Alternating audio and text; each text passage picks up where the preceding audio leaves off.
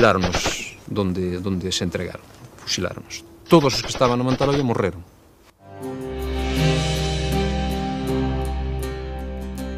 E ás veces contábame todo dunha vez. Toda a peripecia. A peripecia todo dunha vez.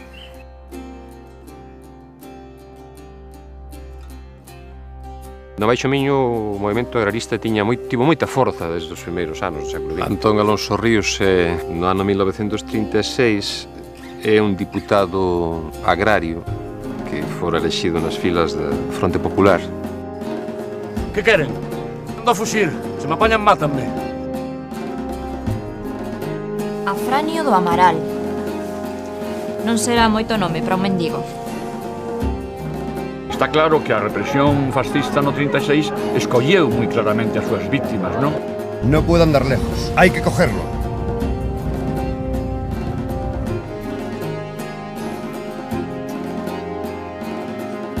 Nunca desconfiamos nada de que máis que era un pobre. Ese home non é un pobre, ese non é un pobre porque ese home ten moita cultura.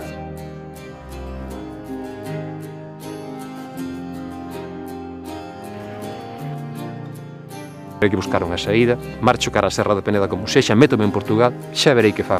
Cando ia á guarda, eles fuxían do lugar dos portos para o buraco. Ia fuxir para a cova, non? Señora Fran. Ele estaba por enriba deso e incluso por enriba do presente, cunha confianza tremenda en que o presente pasaría.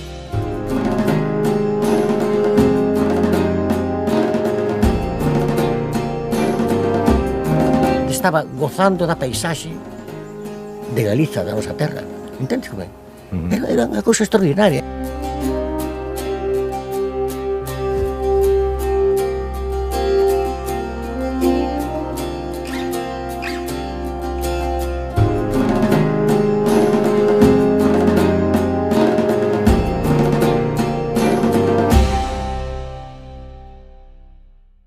Boas tardes, grazas por acompañarnos. Levamos 2 días despois de ver a película e despois de 2 días de intervencións académicas sobre o Antón Alonso Ríos como político e Antón Alonso Ríos como pedagogo. Hoxe imos a chegarnos a parte máis cercana, a esa memoria máis cercana, por unha parte, memoria familiar, memoria dos que o coñeceron, dos que tiveron, os que viviron con el, os que estiveron con el, e persoas que se quixeron achegar a el tamén de outra maneira, como Víctor Coyote, que rescatou esa historia do señor Afranio. Vou presentarvos primeiro a Diego Clemenz. Diego é o representante da familia de Alonso Ríos en estas xornadas, veo aquí como representante familiar. El vive en Bos Aires e é fillo de Celia, da filla máis pequena de Alonso Ríos. Os que se marcharon, que eles, según a súa nai, estiveron máis ou menos, decía tamén na película que estiveron aquí máis ou menos 6 meses despois de que Alonso Ríos tuvera que fuxir, e despois marcharon a Bos Aires e todo ese tempo non superou nada del. Vamos a contar coa súa memoria. El tiña 22 anos cando Alonso Ríos morreu, polo tanto ten moi nítida a memoria do seu avó. Está con nós tamén Xulio Carballo, que é sobriño neto de Antón Alonso Ríos. Xulio Carballo é arqueólogo do Servizo de Patrimonio da Xunta, foi profesor de Historia da Universidade de Santiago e doutor, e escribiu varios libros, entre eles unha guía dos castros de Galicia. Participou en numerosas excavacións, tanto en Galicia como fora de aquí, en Portugal ou en Franza. E está aquí por unha cousa moi particular, que el quixo saber algo de seu tío avó, porque é neto de unha irmá das que quedou aquí, creo que eran 12 irmás, Antón tiña 11, hai cifras por aí de todo tipo, hasta lle atribuen 14, entón eu xa non sei cantos foron de verdade. A historia que el é neto de un deses, como me corrixe a familia, dun deses 11 irmás de Alonso Ríos, e que en un determinado momento, entre os anos 76 e 78, carteouse con el durante 2 anos. El dixo que ten máis de 20 cartas, cruzaron esa correspondencia, e polo tanto está aquí para contarnos ven ese achegamento. A Mario acabades de velo no documental, moitos de vos o coñecedes personalmente, fillo de Paquiño, Francisco Rodríguez, outro agrario moi amigo de Antón Alonso Ríos, a súa nai Saura foi a Lisboa para axudar a Alonso Ríos a fuxir a Bos Aires, polo tanto, el emigrou no 49 a Bos Aires e Alonso Ríos, xunto con Daniel Calzado, fixeron esa canle de solidaridade do exilio e digamos que lle ofreceron todo o seu apoio para que el se empezase a mover ali económicamente e socialmente, non? O sea que ten tamén nítida esa historia, xa vistes na película que tiña moitas cousas claras desa época. E Víctor, o director da película, conocedes tamén a Víctor pola súa faceta musical. Víctor Coyote é unha persoa que ademais de músico é pintor, ilustrador, fixo pezas teatrais e moi vencellado á fronteira, tanto na música como no audiovisual. Fixo 3 documentais para a televisión, todos relacionados coa raya, só concertinas, onde nos demostra que a música non ten fronteiras e que a música miñota está moi relacionada, moi presente, tamén os traballadores do contrabando e este Afranio. E despois de presentados os 4, vou empezar por Víctor, posto que acabamos de ver a súa película e queríamos saber que nos contes un pouco como chegas a ese proxecto, que é o que te atrae de Alonso Ríos. Vouche pasar o micro e vamos a compartir estes 3 e ese para vos os dous. Bueno, primeiro teño que pedir disculpas porque non estou aquí, as miñas gafas de sol non é porque quera parecer máis roqueiro do que son, que son máis bachateiro e máis reggaetoneiro que roqueiro, pero bueno, é que teño unha conjuntivitis jodida e entón non podo tal. Bueno, feita esta aclaración importante, pois, bueno, vamos a ver, eu tiña feito 2 documentais traballando ca Televisión de Galicia cando se podía, cando había unha programación de documentais, pois os sábados pola tarde había unha horiña aí de 4 a 5, creo que era.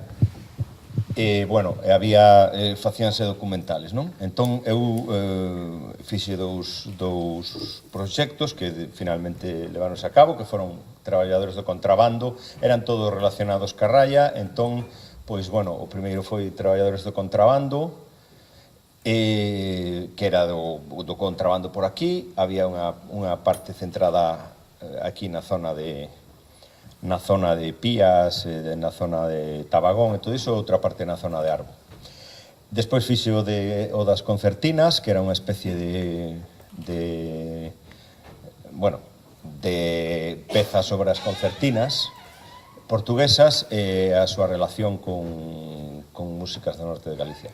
E despois, precisamente, foi este proxecto non foi realmente unha idea miña, senón que eu falando con Vieito, que naquela época estaba de director, de coordinador da Nosa Terra, da editorial, que, bueno, desapareceu logo e tal, pero entón tiñan un interés en facer algo sobre Afranio e falaron comigo porque habíalles gustado os documentales outros que xa foron emitidos na televisión.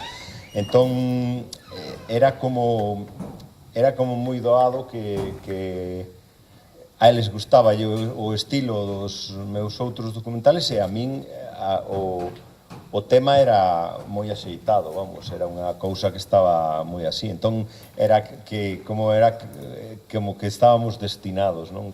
Predestinados para facer o documental. Eu o libro de Afranio xa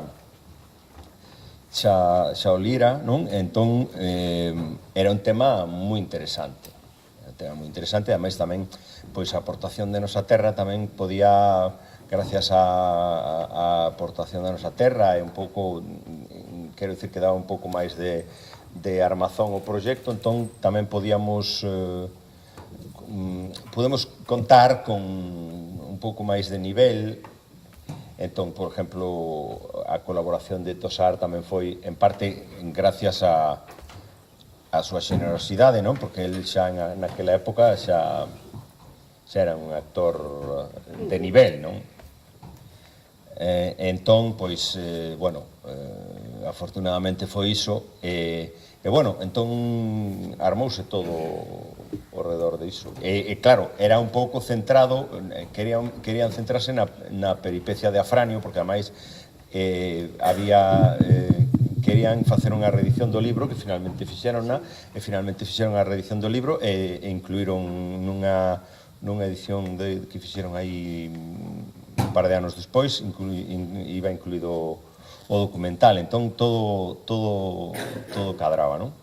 Entón, bueno, foi iso. Entón, a historia era centrada en Afranio, inda que hai moita información, porque evidentemente Afranio e Alonso Ríos, pois, como dixeito, son... Afranio é o alter ego de Antón Alonso Ríos. Pero, vamos, era centrada basicamente na novela, no libro. E, bueno, realmente foi moi interesante. Foi tamén... Son destas cousas que van xurdindo a medida que vas preparando o tema. Por exemplo, a historia de... O coach de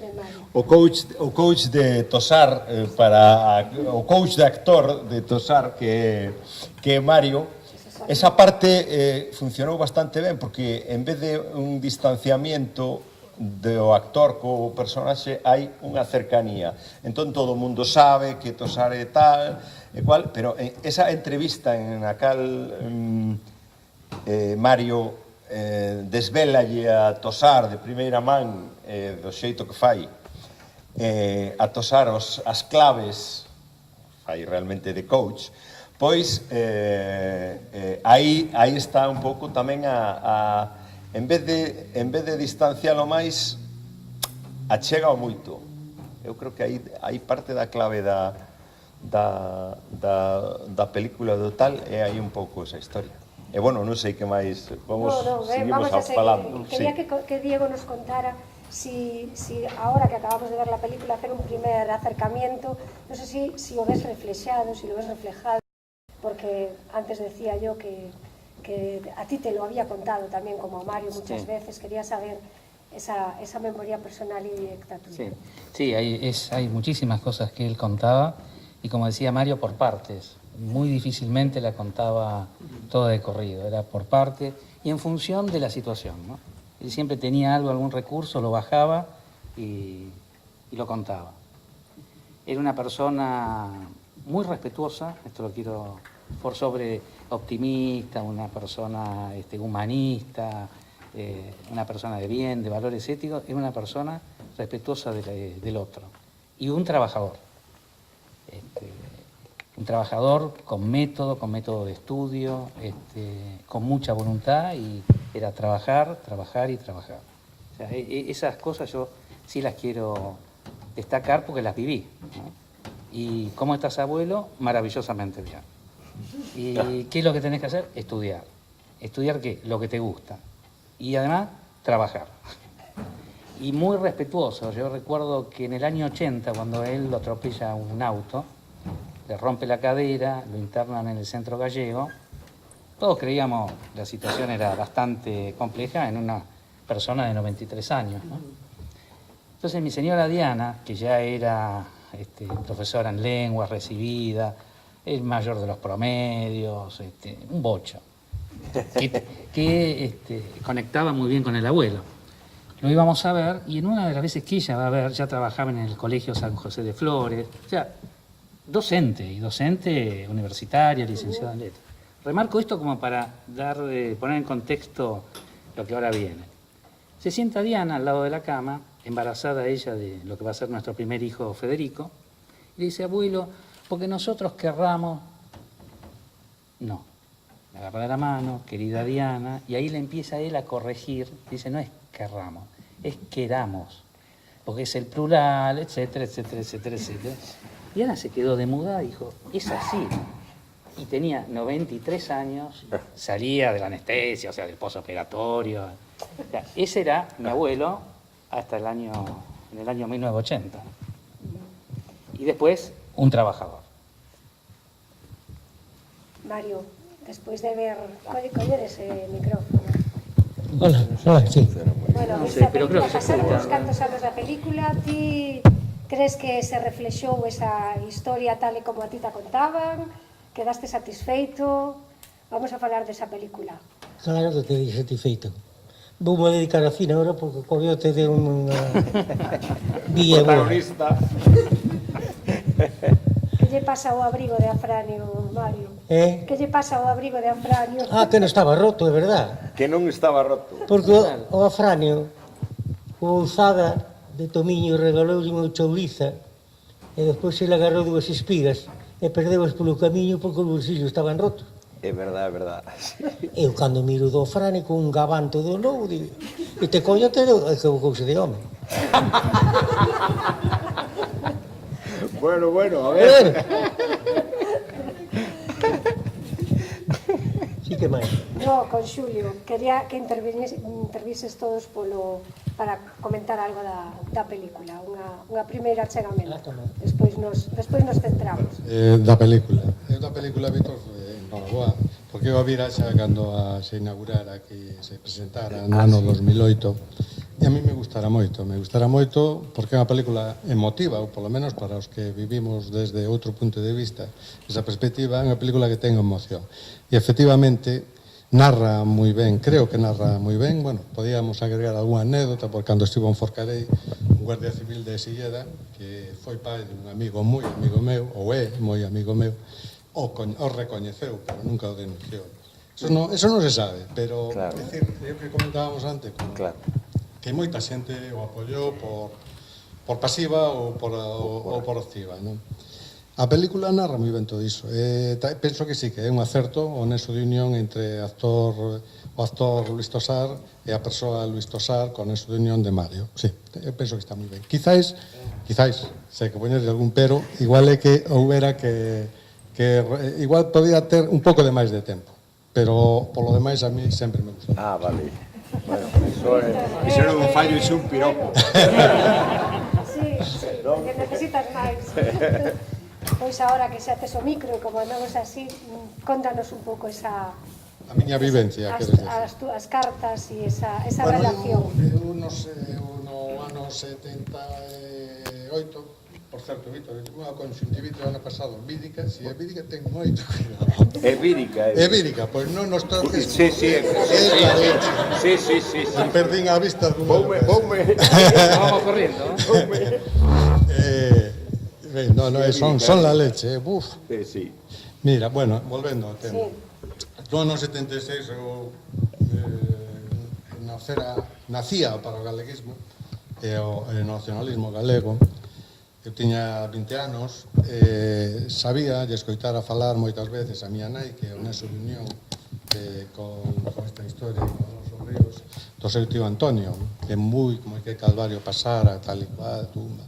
Sempre me dicía, non te metas en política, mira que lle pasou ao teu tío Antonio, e que o que lle pasou ao meu pai, a segundo Arceo, o meu avó, que fora concelleiro republicano en Silleda, e que estivera fora detido no 39, perdón, e estivera preso na illa de San Simón durante 6 meses, estivo bastante tempo aí. Entón, todo eso, miña nai quedou traumatizada porque lle amenazaban con cortar o pelo. Non tanto polo seu pai, que probablemente tamén, porque tiña unha segunda causa para que amenazaran, que era Antón Alonso Ríos. É dicir, tamén afecta a familia derivada, a segunda familia, non a principal. Entón, ese foi o meu nexo de unión. Cando eu nazo o galeguismo, o nacionalismo, tiña eso, miña nai guardara celosamente un recortes de prensa da Voz de Galicia que publicara Victoria Armesto, precisamente sobre o que despois foi o libro do señor Afranio, e eu relín, e nese momento digo, teño que coñecerlo. Le pedín o enderezo a miña nai e empecé, e dixe, mira, son fillo de Esther, da túa sobrinha Esther, da túa neto da túa irmá Elisa Alonso, incluso lle dicen máis, quedou, diríamos en palabras de hoxe, alucinado de que lle escribira, contentísimo, e de feito me pediu se podía ler a miña carta no Instituto, non me acordo do nome, de Buenos Aires. Non é o Centro Galego, un Instituto Galego de Buenos Aires. Bueno, a partir de aí comezamos unha relación epistolar moi intensa. El me mandou xa a segunda carta unha colección de libros, todos os seus libros, co pensamento na patria galega, Morarte e misticismo, todo iso, a revista da cultura galega, dicho que me iba a mandar en sucesivos outros libros que me mandou. E a partir de aí comezamos a falar de cousas persoais, de cuestións políticas, evidentemente do galeguismo e nacionalismo, e tamén de outras cuestións de filosofía, que a súa afición prioritaria, por lo menos neste momento, e da física, por exemplo, que comentaba bueno, que tiña escrito un manuscrito sobre un tratado da velocidade donde rebatía a Einstein. Alguna vez o trataba de rebatirlo. Alguna vez eu teño ensinado a algún amigo físico e dixo que non ten relevancia, pero sí ten moita relevancia, porque o nexo de unión, é dicir, dunha persoa preocupada, a súa formación non era de físico, a formación de físico autodidata, que durante toda a súa vida leu sobre física, sobre filosofía, e que a plasma no nexo de unión entre filosofía e física, un nexo de unión moi claro. Tiña unha opinión sobre a cal eu discrepaba naquel momento, sobre, por exemplo, cousas curiosas, naquel momento en Galicia decíamos que Castelao bueno, un determinado sector, que os restos de Castelao nos podían traer nesas condicións. E ele era partidario de que viñeran os restos de Castelao, porque decía, si os recoñecen os que foron falanxistas no outro momento, é que triunfaron as nosas ideas. Ao mesmo tempo tamén tiña unha visión peculiar. Hai que situarse no contexto de Antón Alonso, que están 40 anos distanciado deste mundo e que nese momento en que eu me carteo acababa de morrer Franco e ainda non se aprobara a Constitución, é dicir, é un momento de transición moi nítido, non? Entonces aí, por exemplo, ele pensaba de Juan Carlos, rei de España, de Suárez, que era unha persoa que estaba levando moi ben a democracia, de Juan Carlos, que era moi listo, etcétera, etcétera. Todas esas opinións a mí me chamaban moito a atención, é dicir, non me sentaba ben, hai que decir. Despois, ca perspectiva histórica, digo, Jesús, non se podía ser así.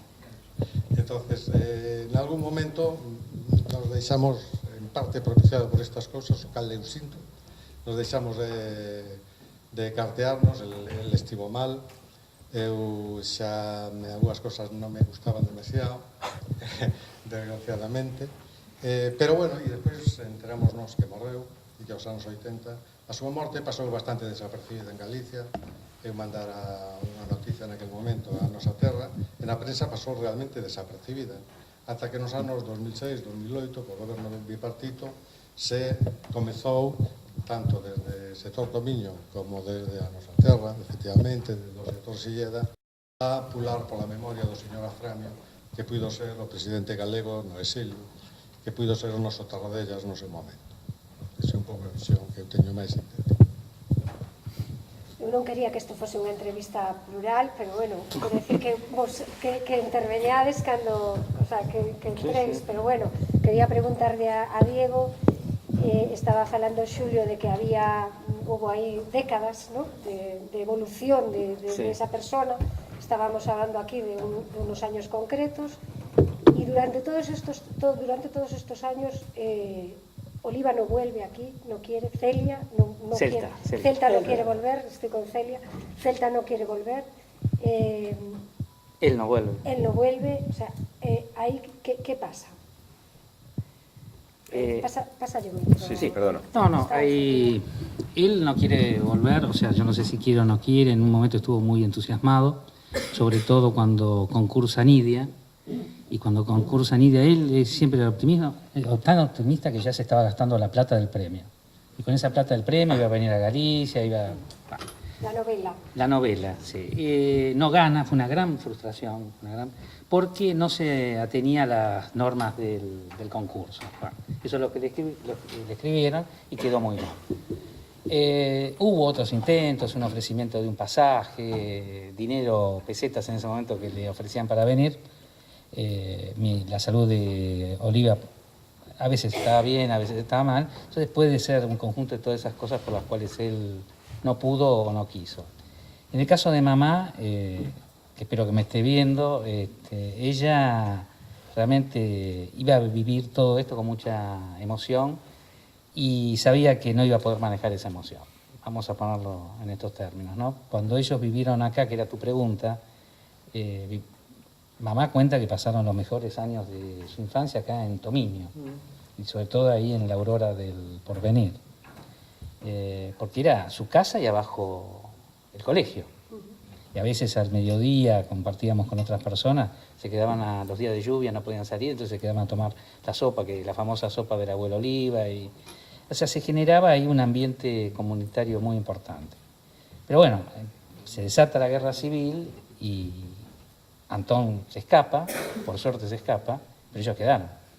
Entonces mamá recuerda cuando venían los falangistas, la llevaban a su madre Oliva y a su hermana mayor Olibuca o Buca.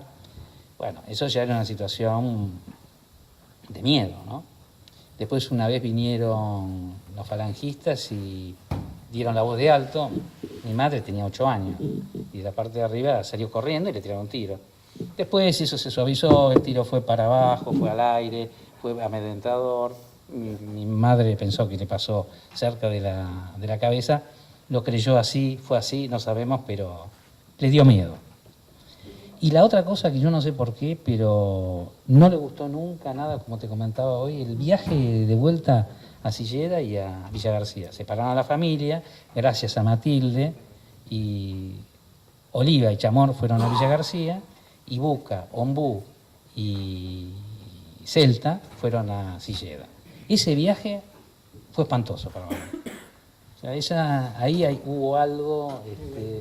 Antes de irse a Portugal, antes de marchar. No, claro, ellos creo que embarcaron en Vigo, justamente en un buque que venía de Hamburgo, creo que iba a Vigo o Vigo-Buenos Aires, ¿no? Sí. El buque San Martín. Y ahí hubo una situación traumática y no sé si vos tuviste alguna otra... No, yo sentí el comentario, sí. Pero... Colle o micro, Mario, colle o micro, por favor. Sí, había, algo hubo, pero no se sabe qué. Cosas de familia. Sí. Cosas de familia. Pero de cualquier manera no tenía ganas de venir tampoco. No. Sí, ganas, pero... No, entusiasmo no. Entusiasmo, claro.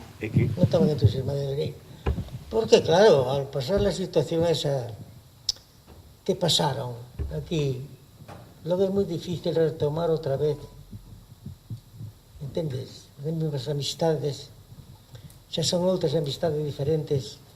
Además, despois de que de Alonso Ríos estaba fuxido, eles quedaron aislados totalmente porque estos veciños non podían falar con elas.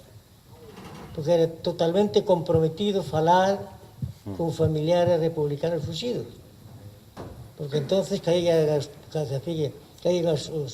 falangistas e eran interrogados a ver dónde estaban, a ver dónde no estaban, si llevaban comida, si no llevaban comida. Entonces los machacaban ao mellor ás horas da noite, le faían levantar da cama. Era un sistema totalmente nazi, a ver se me entende, que a xente non podía vivir. A xente que non se metera en política estaba con medo. Imagínate tú, os que tiveran un preso ou que teñan un fuxido, pois estaba continuamente saltado porque realmente chegaba a raparle a cabeza ou a cualquier cousa. Na nosa casa un día os da guardia viñen a raparle a cabeza a miña nai e queimar a casa. Pero había un falangista que había sido novio da miña nai. Mira ti. Sí, de Goián, o rubio. E entonces, claro, as bandas se pasaban da Guardia, se pasaban por Goián, tiñen que conectar con Goián. Se os de Goián pasaban a Tomiño, tiñen que conectar con os de Tomiño para ir a Tui, entendes como é? Tiñen que haber un enlace desa maneira. E ao chegar a Goián, dixeron que iban a queimar a nosa casa e a raparlle a cabeza a miña nai. Entonces o rubio dixolle así: se vos tocades a esa muller, sodes homes mortos. Era o que facía esa xente, entendes como é? E non hai outra cousa, pegaban un tiro na cabeza e xa está. Por que lo controlaba? Nadie os controlaba. E, por exemplo, os falanxistas, moitos que viraron a chaqueta, que puxeron a camiseta cas flechas, azul, cas flechas, era co medo que tiñan para salvarse. Moitos deles non eran falanxistas ni nada, pero era un salvaconduto inmenso ter unha camiseta azul cas flechas no peito, porque era un salvaconduto naquele tempo. Entendes como é? E depois habían os criminales, os desgraciados, como Chivas, que no ano 55 vin aquí de Buenos Aires, e o primeiro que fixen foi sacar o permiso de armas, porque ele era guardia de caza. E dixen, eu vou comprar unha escopeta, pello no monte, pego un tiro e xa está. Tranquilamente, como se fora un coelho. O que pasa é que vino de longe e viu a miña e escapou. Se non escapa, pego un tiro como me echaban a Rodríguez. E durmo tranquilo. Esa xente hai que tratar así, hombre.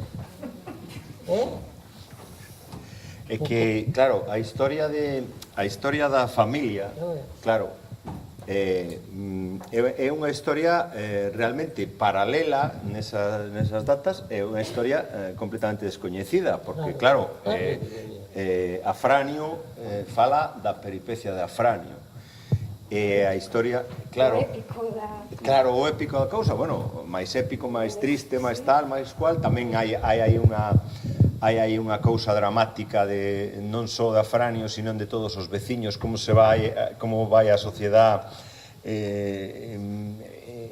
meténdose o veneno por medo, por lo que sexa. Entón aí hai unha cousa bastante dramática que claro, que queda un pouco en segundo plano, pero a historia da familia, que tamén é un drama aí, porque ademais, como Vieito decía no documental, que a muller de Alonso Ríos non era tan entusiasta da causa como él. Quero dicir que ela parece ser que bueno, que sí, que ben, todo ben, pero que ela decía, hostia, en Buenos Aires estamos aquí regios, como decía Vieito, pero claro, aí hai un chisquiño, por decir alguna causa, un pouco máis de decepción, non?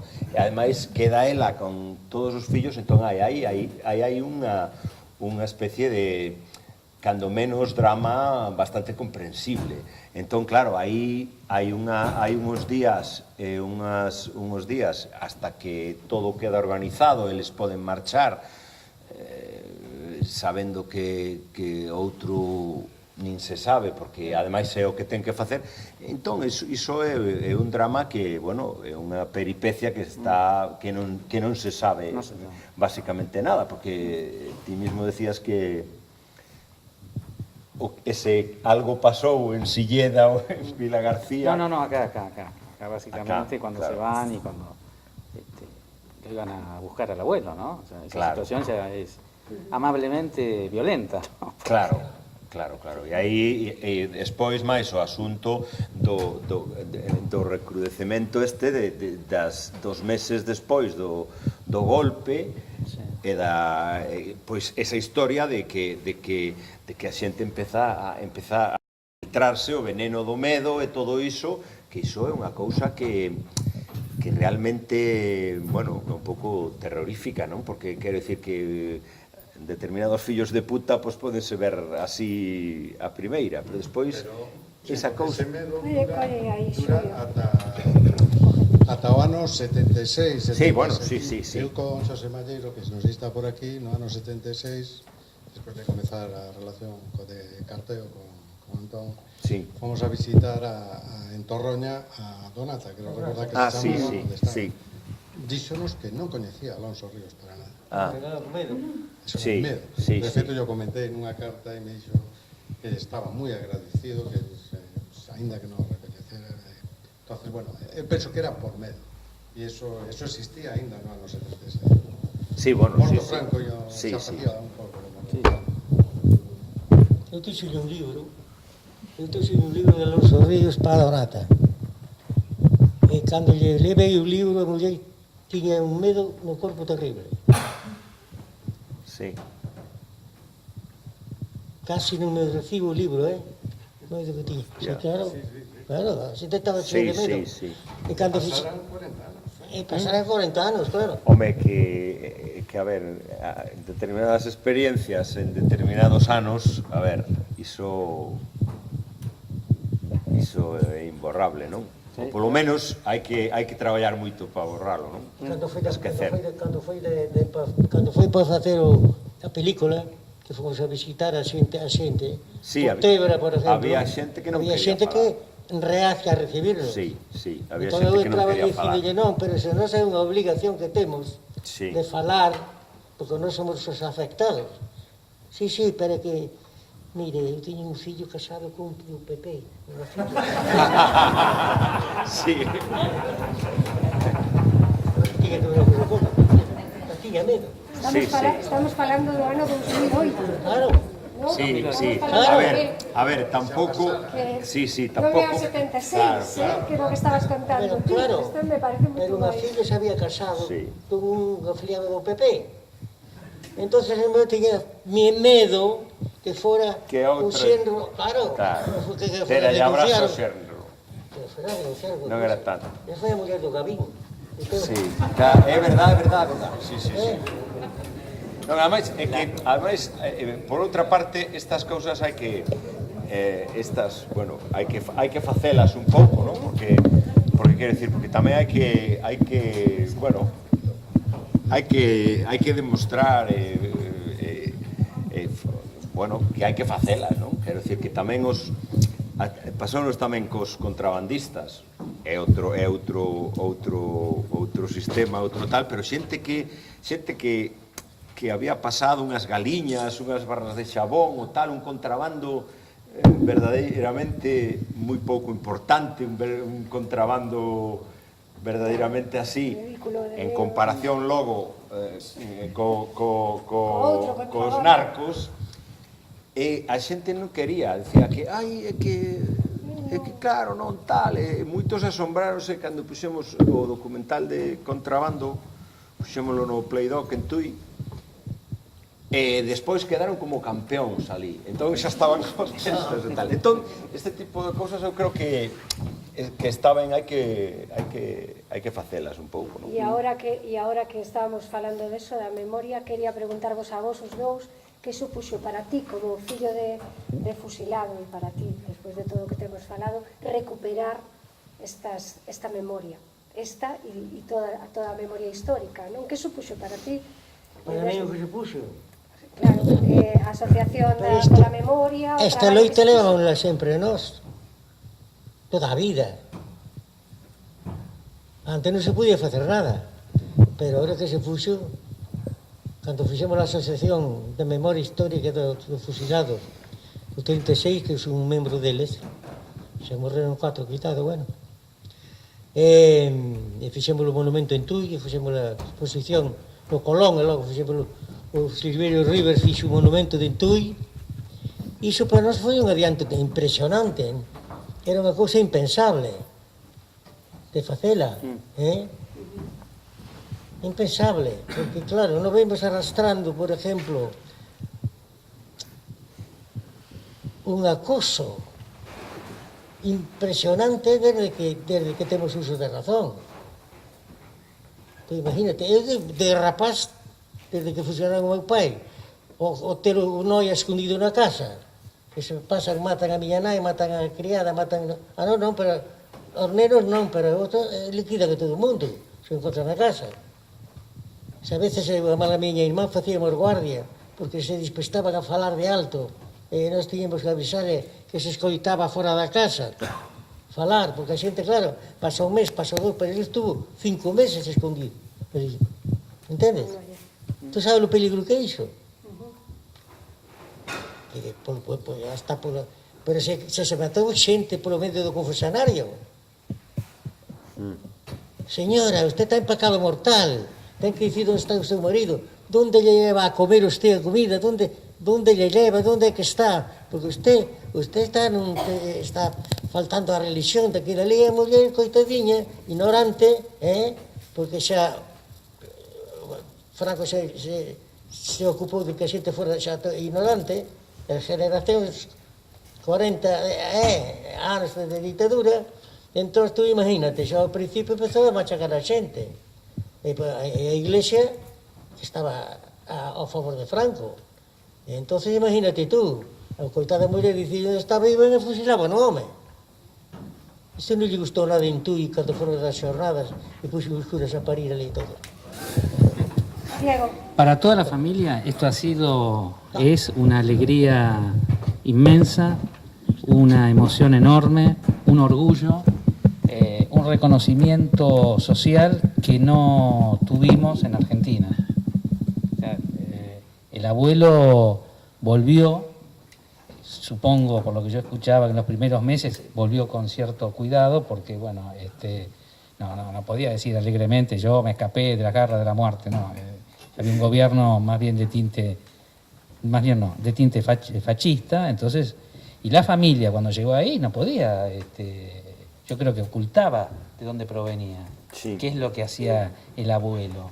No es que alegremente podía ir y decir, mi abuelo estuvo acá, hizo una revolución, pegaba por la patria gallega. ¿Qué es la patria gallega? ¿Qué es el gallego? Estamos en Argentina. Entonces, eso también fue duro y por eso yo les agradezco a todos ustedes, los que están acá y los que no están acá, porque en toda esta semana percibí mucho cariño, básicamente de dos fuentes, de muchas más, pero las que pude ver, de aquellos que recibieron alguna educación de mano de mi abuelo, porque se lo transmitieron a sus hijos y sus hijos, a sus nietos, y ahí hay una fuente de reconocimiento y de cariño que nos llena de orgullo a todos. Y los otros son todos aquellos que, con miedo o sin miedo, lo ayudaron, y fueron muchos. Entonces, también hay amor de parte de esa gente. O sea que gracias a todos. Gracias.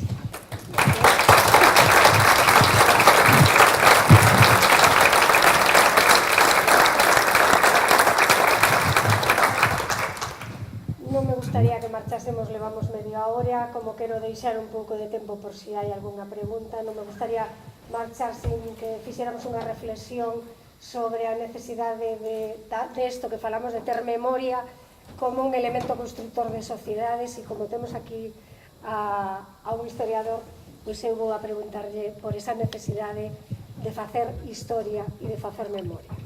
Historiador sí, pero non máis antigo. Pero ainda así me gusta. Pero bueno, colle por favor, Xulio, o micrófono. Vamos a ver, eu facendo tempo hoxe, por exemplo, fun a ver a igrexa románica daqui de Santa María, non de Tomiño, con calma, por fora, e aínda te atopas con Primo de Rivera, Los Caídos, cosas que non desapareceron e cosas que están en debate na sociedade e están en debate no propio patrimonio, porque o patrimonio non ten autorizado a eliminación de moitas destas, o cal é un debate. Se se debe facer ou non se debe facer. Eu, personalmente, son partidario de que sí. Pero, bueno, co independente disso, é unha mostra de que aínda non está de todo curadas esas feridas e que non hai unha memoria recuperada totalmente.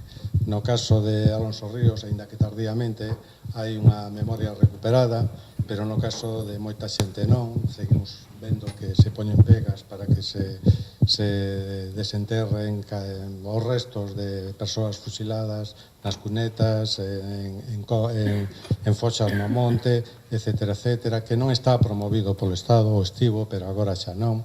Entonces, hai como certo reseitamento por parte de, bueno, porque non se vai a decir, da dereita española, a que todo eso apareza e que non pasaría nada, que eu non o entendo, non é racional, que como un medo a que volvamos a enfrentarnos e cousas desas. Eu penso que non está desaparecido e que aínda falta por facer.